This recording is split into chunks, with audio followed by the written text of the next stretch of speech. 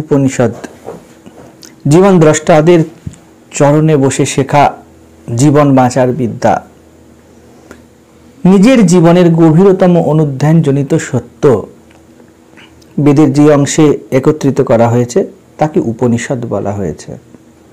বেদের অন্তভাগ কঠোপনিষদ কৃষ্ণ যজুর্বেদের কঠ সংহিতার অন্তর্গত। চারটি শাখা কৃষ্ণ যজুর্বেদের: তৈত্তিরীয়, মৈত্রায়ণী, কঠ এবং কপিস্থল। তো উপনিষদের প্রথমেই শান্তি পাঠ। ওম सहना भवतु सहनौ भुनक्तु सह वीर्यं करवावहै तेजस्विनावधीतमस्तु मा विद्विषावहै। ओम शांति शांति शांति। বলছে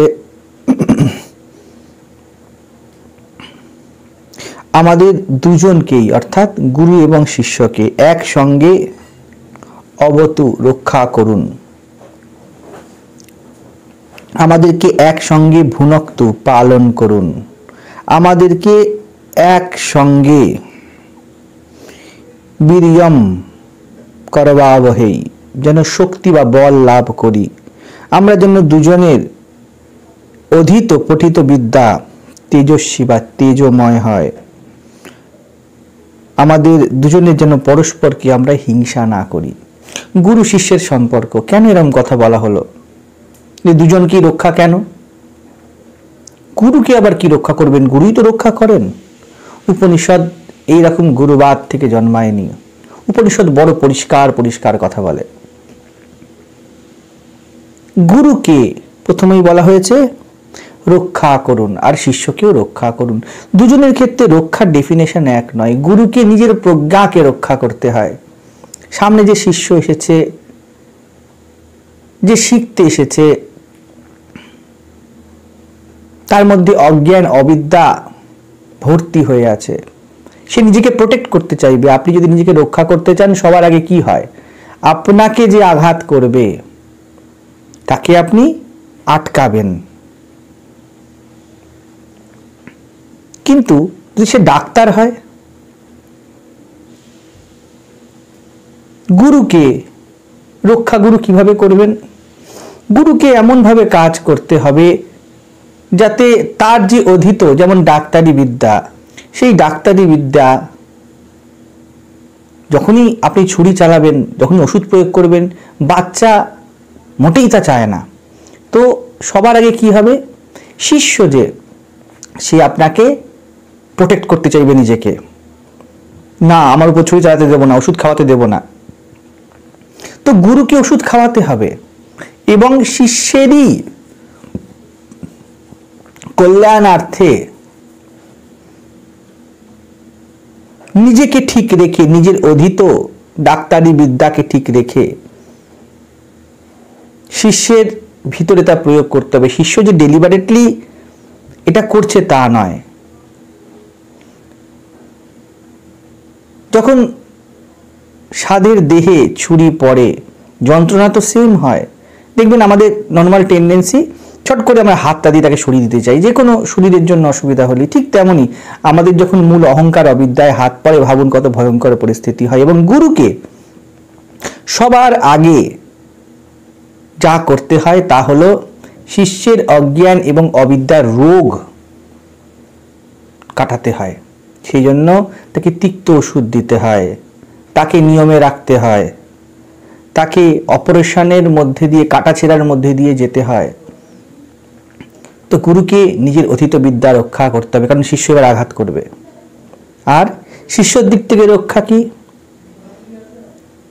শিষ্য বুঝতে পারে না যে তার কল্যাণার্থেই প্রথমে গুরু তাকে আঘাত করছে, তো সে গুরুর থেকে দূরে চলে যাওয়ার চেষ্টা করে। দুজনের ক্ষেত্রেই রক্ষা, গুরুর প্রজ্ঞা রক্ষা এবং শিষ্যের যেন উদ্দেশ্য স্থির রাখতে পারে, তাহলে সে ছিটকে যাবে। বলছে সহনৌ ভুনক্তু, পালন করা। যেহেতু শিষ্যের অবিদ্যাকে, অজ্ঞানকে আঘাত করতে হয়েছে এবং শিষ্য অবিদ্যার সাথে একেবারে এক হয়ে আছে, তো প্রতিক্রিয়া তো আসবেই। নিজেকে পালন অর্থাৎ নিজ স্থিতিকে সঠিক রাখা, স্থিতি অর্থাৎ পালন। তোমার মানসিক স্থিতিকে গুরুকে ঠিক রাখতে হবে।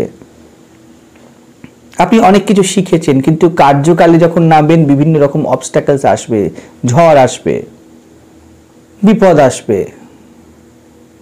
যে কোনো কাজেতেই দেখুন, আপনি থিওরিটিক্যালি যা পড়েছেন, নিজের জীবনে যে আচরণ করেছেন ছোট ক্ষেত্রে, যখন বৃহৎ ক্ষেত্রে নামবেন, সবার জন্য নামবেন, আপনি পড়েছেন, চারজনকে পড়িয়েছেন, এবার যখন ক্লাসকে অ্যাড্রেস করতে হবে, বিভিন্ন উচ্চিংড়ে ছেলে আছে 50-60 জন, তখন নিজ স্থিতিকে ঠিক রাখতে হবে, আপনাকে উত্ত্যক্ত করে দেবে তারা।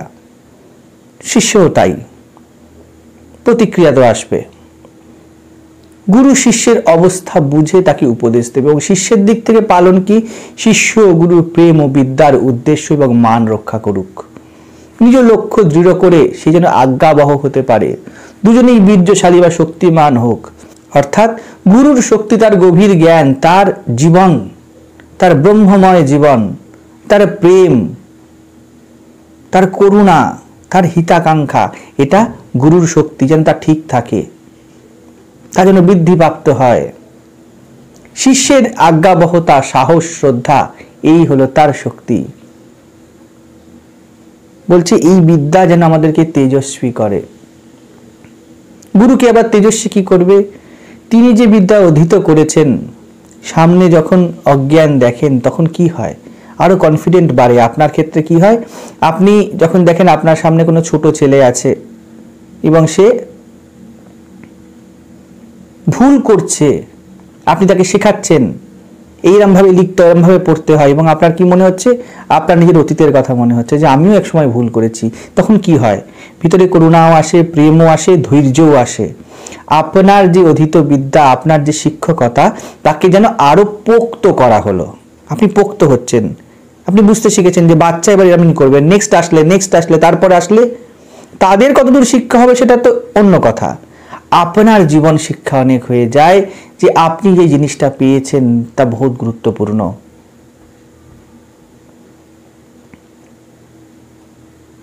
আমাদের কাছে যখন লোক আসে যারা বিষয়ের মধ্যে ফেঁসে আছে, তাদেরকে দেখে নিজের মধ্যে আরো বেশি কনফিডেন্ট হয়ে যায় যে এই জীবন কাটাচ্ছি, এই জীবন বড় ঠিক জীবন। ভিতর থেকে মোটিভেশন আসে, তেজ আসে। এটা গুরুর দিকের তেজ। শিষ্যের দিকের তেজ কি? শিষ্যের দিকের এই যে ব্রহ্মবিদ্যা, জীবনে অজ্ঞান তার যত কাটতে থাকে, প্রথমেই প্রার্থনা করছে, কারণ শিষ্য তো এটা জেনেই এসেছে যে আমি আমার অজ্ঞান অবিদ্যাকে কাটতে এসেছি। সে যে আঘাত করছে সেটা আনকনসিয়াসলি করবে, তার প্রতিক্রিয়া, তার যে এতদিন কাটানো জীবন, তার প্রতিক্রিয়া। কিন্তু যত সে ব্রহ্মবিদ্যার দিকে এগোবে, সে যেন জীবনের সঠিক তেজ, অর্থাৎ তেজ মানে শক্তি। আমরা দুর্বল হয়ে আছি বিভিন্ন অজ্ঞানের কারণেই, বিভিন্ন দুর্বলতা, শরীরে একটি মূল রোগ হয়ে আছে, তার থেকেই নানা সাইড এফেক্ট। তো আমরা দুর্বল হয়ে পড়েছি, ইমিউনিটি পাওয়ার কমে গেছে আমাদের। শিষ্য যেন তেজস্বী হয়, অর্থাৎ তার যেন দুর্বলতা কাটে। গুরুর দিক থেকে তেজ হলো তার অধীত জ্ঞান, অধীত বিদ্যা, সে যত বিতরণ করছে তারও পোক্ত হচ্ছে। আর শিষ্যর দিক থেকে তেজ হলো তার অজ্ঞান কেটে যাচ্ছে, তার আন্তরিক শক্তি জেগে উঠছে।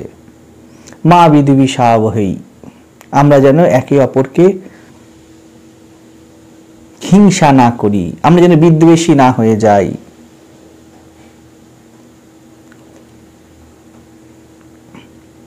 এমন যেন না হয় যে গুরুর ছুরির মতো তীক্ষ্ণ প্রেম, ডাক্তার যখন ছুরি চালায়, তার অধীত বিদ্যা, তার নিষ্ঠা, তার প্রেম ওই ছুরি চালানোর মধ্যে নিহিত থাকে। কিন্তু যার চামড়া কাটছে, যার রক্ত বেরোচ্ছে, তার তো তা বোধ হয় না। তার বোধ হয় কি, আমাকেই যেন মেরে ফেলা হচ্ছে। যদি বুদ্ধিমান হয় সে চুপ করে থাকে, অ্যানাস্থেসিয়া করে নেয়। কিন্তু আধ্যাত্মের ক্ষেত্রে তা নয়। আধ্যাত্মের ক্ষেত্রে আমরা সবাই শিশু, এবং অ্যানাস্থেসিয়া করে কাজ হবে না, তো জাগৃতির বিদ্যা না। তো এই জাগৃতির বিদ্যা, যখন জাগ্রত অবস্থা একটা বাচ্চাকে কাটা হবে সেই রকম, তো সে তো হিংসক হয়ে উঠবে, ক্রূর হয়ে উঠবে, কামড়ে দেবে, খিমচে দেবে। লাথি হয়তো মেরে দিল গুরুকে, তো বলছে আমরা যেন একে অপরকে হিংসা না করি। গুরুর দিক থেকেও হতে পারে শিষ্য এমন স্তরে আছে যে গুরু তার দিক থেকে যতদূর চেষ্টা করার করেও তাকে তুলতে পারছে না, বিরক্ত হয়ে গেল। দুটোই সম্ভব, এমন কখনো হয় না আধ্যাত্মে যে গুরু এরকমই হবে, শিষ্য এরকমই হবে, নির্দিষ্ট আচরণে বাধা হয় না। আধ্যাত্মে সব কিছুর সম্ভাবনা আছে এবং সব কিছুর উচ্চতাও আছে। আপনার চরমতম অধগমনও হতে পারে, চরমতম উচ্চতাও হতে পারে। বেদান্ত বলে কে আপনি, শুধু এই নিয়ে কথা হবে। তো এমন হয় না, বেদান্তে এমন কোনো বিন্দু নেই যেখানে গিয়ে আপনি বলতে পারেন যে আমার আর কিছু হওয়ার বাকি নেই। কত মানুষ যিশুর বিদ্বেষী হয়েছে, কৃষ্ণের বিদ্বেষী, বিবেকানন্দের বিদ্বেষী, বুদ্ধ, ইভেন ধর্মগুরু অধ্যাত্মকেই ডিসমিস আমরা করে দিই। এটা হিংসা। এর কারণ শুধু অন্ধবিশ্বাস, প্রথা, মিথ্যার আবরণ নয়, অনেক ক্ষেত্রেই সহজ সত্যকে শিষ্য নিতে পারে না। তো তেমন যেন না হয়, আমরা যেন একে অপরকে রক্ষা করি, একে অপরকে পালন করি, একে অপরকে শক্তিশালী করি। তো গুরু শিষ্য উভয়েই প্রার্থনা করছে। এখানে কেন বসেছি আমরা? সহনা, আমরা একসাথে কিছু বুঝতে বসেছি, কিছু শিখতে বসেছি, কিছু জানতে বসেছি। গুরু এই কথা বলছে না যে আমার জানা পড়া সব শেষ। গুরু বলছে আমি কিছু বুঝেছি যা তোমাকে বোঝাতে চাই, যতটা বুঝেছি তোমাকে দিতে চাই। শিষ্য বলছে আমি জীবনের কিছু গভীরতম তত্ত্ব জানতে চাই। তো গুরুকে নিজের প্রজ্ঞা রক্ষা করতে হবে এবং শিষ্যকেও তার অধীত বিদ্যা ধৈর্যশীল হয়ে শুনতে হবে। আবার প্রথম অধ্যায়ের প্রথম বললি, ওম উষণ হাবৈ वायश्रवसः सर्ववेद संददौ तस्यः नचिकेता नाम पुत्र आस। ओम प्रथमेই সচ্চিদানন্দ স্বরূপ পরব্রহ্ম যাই বলুন, সেই ওমকারকে স্মরণ করা হচ্ছে, করে বলা হচ্ছে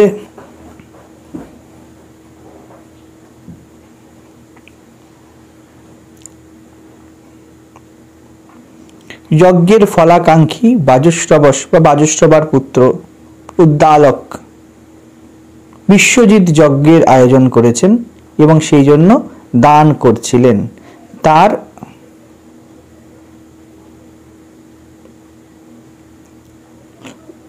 এখানে বলা হচ্ছে,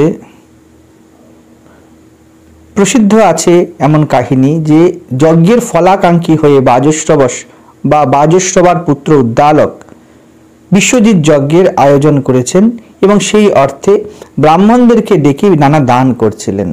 তার ছেলে নচিকেতা, এই নাম সুপ্রসিদ্ধ, অর্থাৎ নচিকেতা নামে তার একজন প্রসিদ্ধ সন্তান ছিল। কাহিনী, এই আখ্যান খুব প্রচলিত। এই কাহিনীর ক্যারেক্টাররা কতটা রিয়েলি ছিল না এটা ইস্যুই নয়, কিন্তু যেভাবে উপস্থাপনা করা হয়েছে তা অতি সুন্দর, অতি গভীর ও অর্থবহ। বলা হচ্ছে বাজশ্রবা ঋষির পুত্র উদ্দালক বিশ্বজিৎ যজ্ঞের আয়োজন করেছে, তাতে সে সর্বস্ব দান করছেন ব্রাহ্মণদের দেখে, অর্থাৎ উৎকৃষ্ট থেকে উৎকৃষ্টতম জিনিস দান করছে। আপনি তো আর আপনার পূর্ণ চটি দান করবেন না, করতে পারেন। বলা হচ্ছে যজ্ঞের ফলাকাঙ্ক্ষী হয়, অর্থাৎ সকাম ভাবে আপনি জীবন থেকে কিছু চাইছেন, সেই জন্য দান করছেন, অর্থাৎ কিছু কর্ম করছেন। জীবনের যজ্ঞে দান, যজ্ঞের যেমন অংশ, আপনাকে জীবন ধারণ করেছেন, আপনার জীবন যজ্ঞের সূচনা হয়েছে, আপনাকে কিছু কর্ম করতে হবে। বাজশ্রবা তিনি প্রচুর অন্ন বা সম্পদ যা বস্তুগত ইন্দ্রিয় সুখ দেয় এমন দান করে। কারণ আপনি যখন ফলাকাঙ্ক্ষী হবেন জগতের থেকে, তো আপনাকে বস্তুগত কিছু দিতে হবে। আপনি তো বস্তুই চাইছেন, টাকা দাও চাল নাও। তো যজ্ঞের আয়োজন করেছে, অর্থাৎ এক কথায় বলা যেতে পারে তিনি গিভ অ্যান্ড টেক পলিসিতে চলছেন।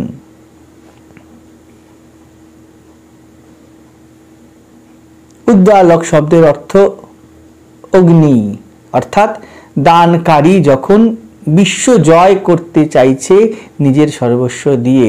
সকাম যজ্ঞ, যজ্ঞকে যজ্ঞ হিসাবে ধরবেন না, জীবন হিসাবে দেখুন। একজন ব্যক্তি ফুল এফোর্ট, নিজের সব সম্পদ লাগিয়ে দিয়েছে টু অ্যাটেন্ড সাকসেস। এখনকার দিনের মন্ত্র সাকসেস সাকসেস সাকসেস, নাম যশ, আমাকে সবাই চিনবে জানবে, খ্যাতিমান হব। এখন তো খ্যাতিমান বলুন আর যাই বলুন, সব কিছুর একটি ক্রাইটেরিয়া টাকা। কতখানি রিসোর্সেস আপনার কাছে আছে। এখন না কবির খ্যাতি, দানকারীর অগ্নি, অর্থাৎ তার চেষ্টা, তার ক্রিয়া। জগৎ জয় করতে যখন আপনি নানা চেষ্টা করছেন, বস্তুগত চেষ্টা, তার নামই উদ্দালক। বিশ্বজিৎ যজ্ঞ, অ্যাভারেজ মানুষ তাই করে, বিশ্বকে জয় করতে চায়, সব আমার হাতের মুঠোয় আসবে। বস্তুগত লাভের জন্য সবকিছু সে ইনভেস্ট করছে বা দান করছে, যাই বলুন। ফলাফল, নাম যশ চাই, পুণ্য চাই, টাকা চাই, ভোগ চাই, এই পরিষ্কার ইনভেস্টমেন্ট করছেন আপনি। এইরকম মানসিকতাই নচিকেতার পিতার ছিল।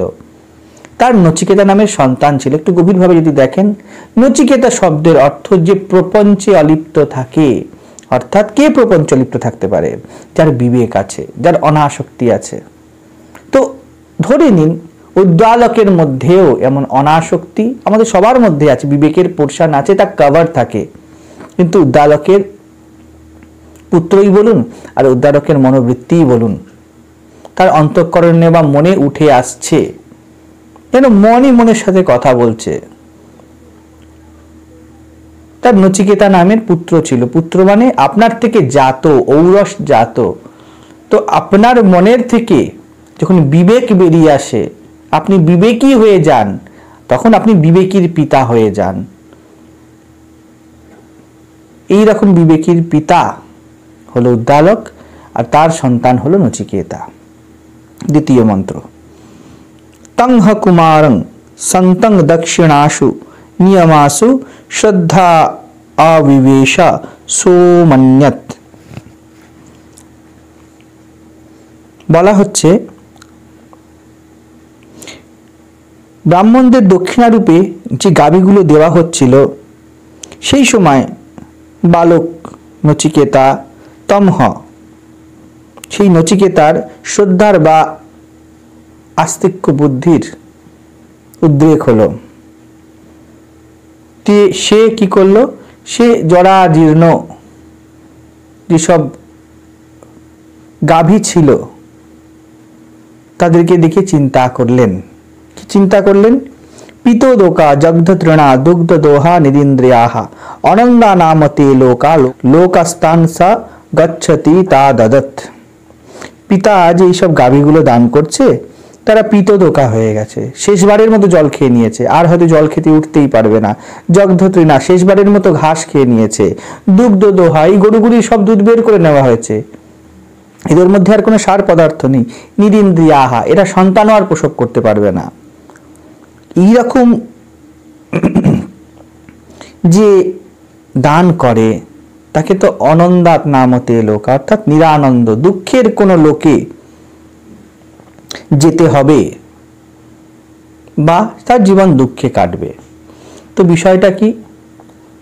সন্তান দেখছে অল্প বয়স্ক নচিকেতা। কেন অল্প বয়স্ক? বিবেকের কাঁচা অবস্থা। আমাদের বিবেককে পাকাতে হয়, সাধনার দ্বারা পাকাতে হয়। কেউ বিবেকী হয়ে জন্মায় না, একদিনে বিবেকের স্থিতি হয় না। এখনো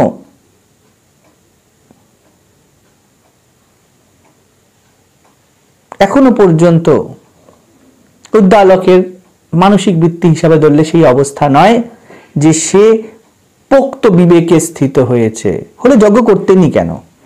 তার মনে শ্রদ্ধা এলো। দেখুন, বিবেক থাকলে মাত্র শ্রদ্ধা আসে।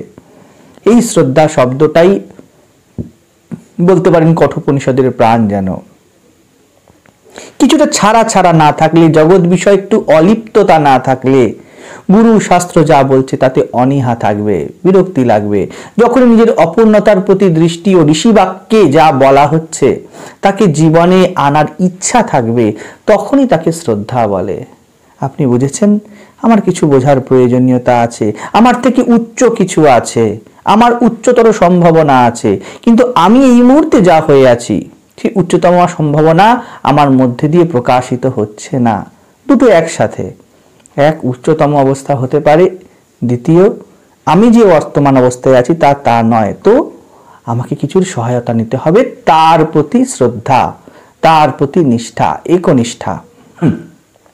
তো নচিকেতা বলছে এই যে, বা উদ্দালকের মন বলছে যে এইরকম ধরনের জিনিস দিচ্ছে, কেন বলা হচ্ছে যে এরকম নিরিন্দেয়া, দুধ দেবে না, ঘাস খাবে না, জল খাবে না, এমন গরু দেওয়া হচ্ছে।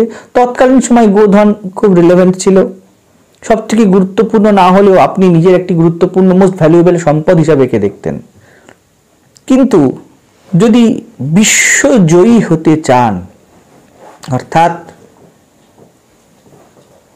সব বস্তুগততাকে নিচে রেখে আপনি উপরে উঠতে চান, তো সব থেকে গুরুত্বপূর্ণ জীবনের প্রাপ্তি একমাত্র তাই। কারণ সময়, কাল, বস্তু, পরিস্থিতি তো আমাদেরকে চালাচ্ছে, আমাদের ঘাড়ে ধরে চালাচ্ছে। তো উদ্দালক কি চাইছেন? এর থেকে উপরে উঠতে। তাহলে তো বিশ্ব জয় হবে না, তো বিশ্ব আপনার উপরে জয়ী হয়ে আছে। আমরা যে অবস্থাতে আছি, পুরো জগৎ আমাদের ঘাড়ে চেপে আছে। আমাদের সম্পর্ক, আমাদের কাজ, আমাদের জীবন, আমাদের দেহ, আমাদের চিন্তা, এগুলোই আমাদেরকে চালাচ্ছে। আমরা ছুটে ছুটে মরছি। তো যদি দিতে হয়, নিজের উৎকৃষ্টতম জিনিস দিতে হবে। জীবনের যজ্ঞ উৎকৃষ্ট সমিত চায়। যদি আপনি উৎকৃষ্ট হতে চান, উপরে উঠতে হলে এই মুহূর্তে আপনার যে সর্বোৎকৃষ্ট জিনিস তা দিতে হবে।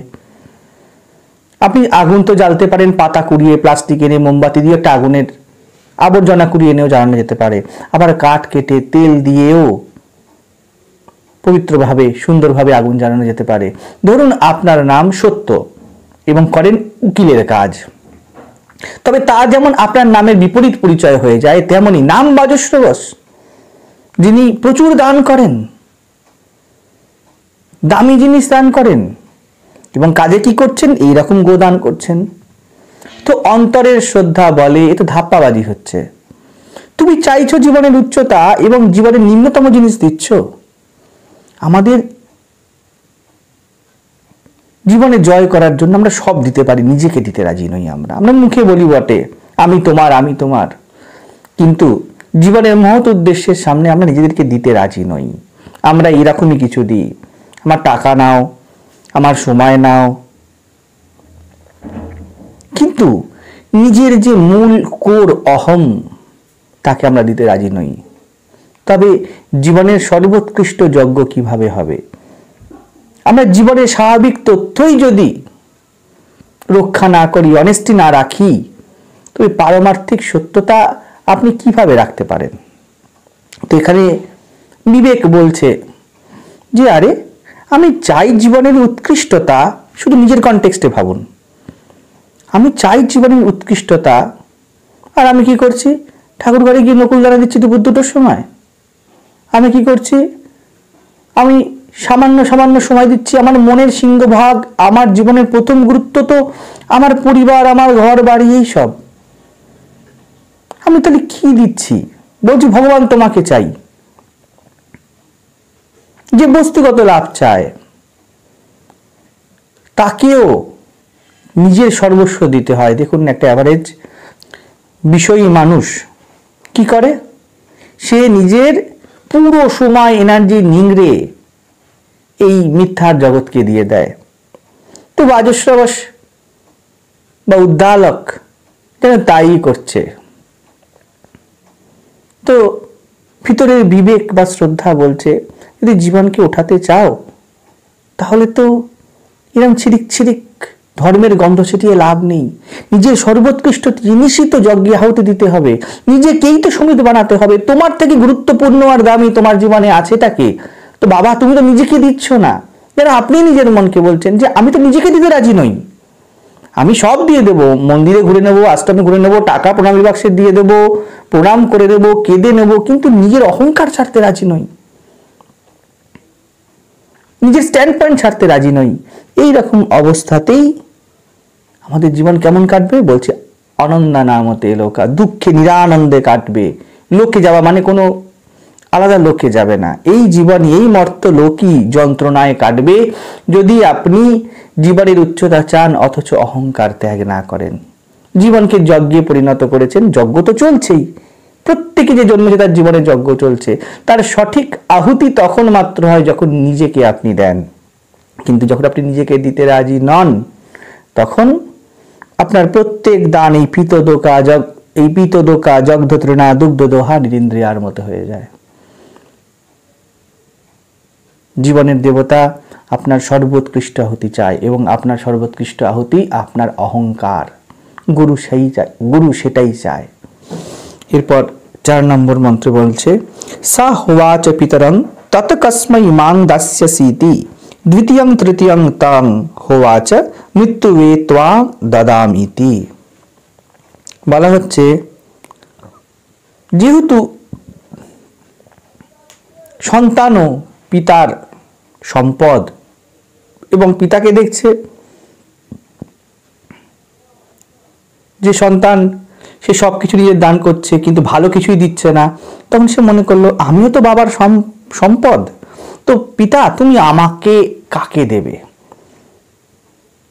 বারবার জিজ্ঞেস করছে। বিবেকের সরল প্রশ্ন, জীবনের সরল প্রশ্ন। ছোট ছেলে, আমাদের অন্তরের সুষুপ্তি, আমাদের অন্তরের সুপ্ত সৌন্দর্য যেন প্রশ্ন করছে যে তুমি এত তো এফোর্ট দিচ্ছ খুশি হতে, শান্তি পেতে, তো তোমার মূল ট্রেজার কখন কাকে দেবে? এখানে নচিকেতা যেন উদ্দালকের পিতা হিসাবে যদি দেখা হয়, তার কোর পুত্রের সাথে তার খুব অ্যাটাচমেন্ট, খুব কাছের। ঠিক যেন জীবের অহংকার, জীব অহং ছাড়তে রাজি নয়। পিতা পুত্রকে কি করে ছাড়বে? সে তো পিতা। এখানে কনটেক্সটে পিতা এবং পুত্র। তো পুত্র জিজ্ঞেস করছে আমাকে কখন দেবে, আমাকে কখন দেবে? বিবেকের প্রশ্ন। বাবার সব থেকে বড় সম্পদ তার সন্তান, তো পিতা তুমি আমাকে কখন আহুতি দেবে? অর্থাৎ সেই মনে করুন বাসনায় কখন আগুন দেবে, অহংকার কখন ত্যাগ করবে। অর্থাৎ যেন বলা হচ্ছে জীব তুমি তোমার মূল যে আমি, সেই আমিকে কাকে দেবে? যদি বিশ্ব বা জগৎকে বা নিজেকে জয় করতে চাও, বিশ্ব বা জগতের দ্রষ্টাকে আপনি নিজে, তো জগৎকে জয় করতে গেলে আপনাকে জয় করতে হবে। তবে নিজেকে, নিজের সব থেকে কাছের যা তাকে, নিজের জীবনকে, নিজের অস্তিত্বকে জীবকে দিতে হবে। যখন দ্বিতীয় তৃতীয় বার এবং বারংবার কনটেক্সট বলছে, নচিকেতা জিজ্ঞাসা করছে যে আমাকে কাকে দেবে, আমাকে কাকে দেবে, তখন রেগে বেগে কি বলে বাবা? আপনার বাড়িতে যখন কথোপকথন, আপনি রেগে কি বলেন? তবে কি মরেই যাব নাকি? এভাবে কি আর বাঁচা যায়? এইসব ব্যাপারটা আবার মহারাজ যেসব আপনি প্র্যাকটিক্যাল নয়, আমি কি নিয়ে থাকবো? অহংকার বলছে যে আমার তো বাঁচার কোনো আধারই থাকলো না। ঠিক তেমন ভাবেই কাহিনী বলছে, পিতা ছেলেকে বলল তোকে মৃত্যুকে দিলাম, যা তুই মরে যা। তুই মরিস না কেন রে? বলি না আমরা? ঠিক তেমনি অন্তরের শ্রদ্ধা সঙ্গে সঙ্গেই কথাটি নিয়ে নিল। ঠিক তারপরের মন্ত্রে বলছে, বহু নামেমি প্রথম বহু নামেমি মধ্যমঃ কিংস্বিদ যমস্য কর্তব্যম যন্ময়া অদ্য করিষ্যতি। আমি বহু শিষ্যের মধ্যে প্রথম, আমার যোগ্যতা অনেকের মধ্যে আমি প্রথম, আবার অনেকের মধ্যে আমি মধ্যমা বটে, কিন্তু অধম আমি কখনো নই। তো পিতা যখন আমাকে বলছেন যে যমের কাছে যেতে হবে, তো কোনো কাজ থাকতে পারে, নিশ্চিত কাজ থাকে। দেখুন অন্তরের সরল, আমাদের অন্তঃকরণের যে সুন্দর সত্য শিব যাকে বলা হয়, সেই বৃত্তি এইরকম হয়, আমাদের বিবেক এরকম স্পষ্ট হয়। পিতার প্রতি শ্রদ্ধা সন্তানের, শুধুমাত্র কনটেক্সট এবং প্ল্যাটফর্মের সাথে মেলান, এগুলো এইভাবে নেবেন না, কারণ কোনো বাচ্চা এরম ভাবে চট করে তৈরি হয় না। খুব উপযুক্ত বাচ্চা, ছোট বটে, শিশু বটে, বিবেক বৃত্তি আমাদের মধ্যে শিশু হিসাবে থাকে বটে, কিন্তু এ বড় যোগ্যতা সম্পন্ন বিবেক। বলছে আমি তো অবিবেকী কখনো নই। যেন উদ্দালকই বলছে, অনেক সময় আমি মধ্যম বিবেক প্রয়োগ করেছি, অনেক সময় আমি উত্তম বিবেক প্রয়োগ করেছি, কিন্তু আমি কখনো অবিবেকী হয়ে যাইনি জীবনে। তো এই যে আমি কর্মক্রিয়া করছি, এর উদ্দেশ্য কি? আমরা অহংকার তো ত্যাগ করতে পারছি না। এই অহংকারকে মৃত্যু লোকে যেতে হবে। কার সহায়তায়? অহংকার তো আর যেতে পারে না, অহংকারকে নাশ হতে হবে। নচিকেতার স্থূল শরীর ত্যাগ করি তো তাকে যমের কাছে যেতে হবে, যমের কাছে তো এমনি কেউ যেতে পারে না। ধরে নিন গল্পের কাহিনীর হিসাবে এই কথা শুনে বাবা বলল কি নচিকেতাকে তুই মরে যা, তো নচিকেতাও সেরাম ব্রাহ্মণের তেজ, সেরাম সে দেহ ত্যাগ করে মৃত্যুর কাছে চলে গেল। এবং অন্তরের শ্রদ্ধা কি? নিশ্চিত বাবা আমাকে যখন পাঠাচ্ছেন কোনো না কোনো বিশেষ কারণই আছে। ঠিক তেমনই সে সবটা জানে না যে কি জন্য যাবে, কিন্তু এইটুকু তো জানে যে নিশ্চিত আমার জীবনের কোনো উদ্দেশ্য আছে, না হলে পিতা আমাকে পাঠাতো না। সেরকমই জীব যখন জানে আমার জীবনের নিশ্চিত কোনো উঁচু উদ্দেশ্য আছে, তখন তার বিবেক, তখন তার অহং গুরুর চরণে গিয়ে আশ্রয় নেয়। এটি নচিকেতার সাথে ঘটল। শ্রদ্ধা সম্পন্ন নচিকেতা পিতার আদেশে এবং নিজের প্রতি শ্রদ্ধায় যমের। আপনার জীবনে উপনিষদের জ্ঞান তখন আসতে পারে যখন আপনি নিজের মূল কি, এই দেহ, তো এই দেহকে অবধি ছাড়তে রাজি, অর্থাৎ আপনার অহংকার ছাড়তে রাজি, দেহাত্মবোধ ছাড়তে রাজি, তখনই উপনিষদের জ্ঞান আপনার জীবনে আসতে পারে। এবং তার প্রথম পদক্ষেপ কি? বিবেক এবং শ্রদ্ধা। যেখানেই বিবেক আসবে সেখানে শ্রদ্ধা চলে আসবে। অবিবেকীর শ্রদ্ধা কখনো হয় না। অবিবেকীর মান্যতা হতে পারে, স্বার্থ হতে পারে, শ্রদ্ধা কখনো নয়। তো নচিকেতা হলো আপনার অন্তরের সেই শিশু সুলভ কোমলতা, সৌন্দর্য, শিবত্ব, বিবেক, যার সামনে হেরে যেতে হয়, যার প্রশ্নের উত্তর দেওয়া যায় না, যাকে মেরে ফেলা যায় কিন্তু হারানো যায় না। সেই জন্য উদ্দালক বলছে তুই মরে যা, সে মরেও মরবে না। আপনার জীবন বিবেকের সামনে না দাঁড়ালে আপনাকে ছেড়ে কথা বলবে না। তো বিবেক বা আপনার অন্তর প্রজ্ঞা যেন যাচ্ছে গুরুর কাছে, আচার্যের কাছে শিক্ষা নিতে। সে জানে না কি করতে হবে, কিন্তু এইটুকু তো জেনে গিয়েছেই যে যদি নিজেকে জয় করতে হয়, বিশ্বজিৎ হতে হয়, তাহলে নিজের সর্বোৎকৃষ্টতাকে ছাড়তে হবে। আমি রেডি ছাড়ার জন্য, দেখা যাক জীবনে কি হয়। যে এরকম সাহস করতে রাজি তাকেই নচিকেতা বলে।